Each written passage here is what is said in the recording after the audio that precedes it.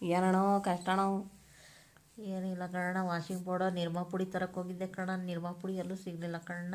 ಅಯ್ಯೋ, ಆ ಕಂಪ್ನಿನೇ ಮುಚ್ಚಿಬಿಟ್ರಂತಲ್ಲಣ್ಣೋ. ಏನೋ ಗೊತ್ತಿಲ್ಲ ಕಣ, ನಿರ್ಮಾ ಸೋಪೆ ಸಿಗ್ತಿಲ್ಲ. ಬಟ್ಟೆ ಚೆನ್ನಾಗಿ ಕೊಳೆ ಹೋಗೋದು. ನೀನು ಹಬ್ಬ ನಿನ್ನಂಗೆ ಎಷ್ಟು ಜನ ಇದ್ರು ಗ್ರಾಹಕರು, ಹೆಂಗೋ ನಡ್ಕೊಂಡು ಹೋಯ್ತಿತ್ತು. ಒಲಿ ಬಿಡೋಣ, ಅದು ಒಂದು ಸೆಂಟಿಮೆಂಟು ಕಣಣ. ಏನಂತೀಯಣ್ಣ? ವಾಷಿಂಗ್ ಪೌಡರ್ ನಿರ್ಮಾ, ನಿಮ್ಮಪ್ಪ ಮಾಡಿದ ಕರ್ಮ. Washing powder Nirma. ಆಯ್ತಣ್ಣೋ. ಮತ್ತು ಇದು ಕಣಣ್ಣೋ, ಕುಂಭಮೇಳದ್ದು ನೋಡ್ದೇನಣ್ಣೋ? ನೋಡಿದೆ ಕಣ, ಕುಂಭಮೇಳ ಚೆನ್ನಾಗಿ ನಡೀತೈತೆ. ಪೂಜೆ ಕಣ. ನೀನು ಹೋಗೋದಲ್ವೇನಣ್ಣ? ಅಯ್ಯೋ, ಎಷ್ಟೋ ದೂರ ಐತೆ, ಅದಕ್ಕೆಲ್ಲ ದುಡ್ಡು ಯಾರು ತಂದು ಕೊಡ್ತಾರಣ್ಣ.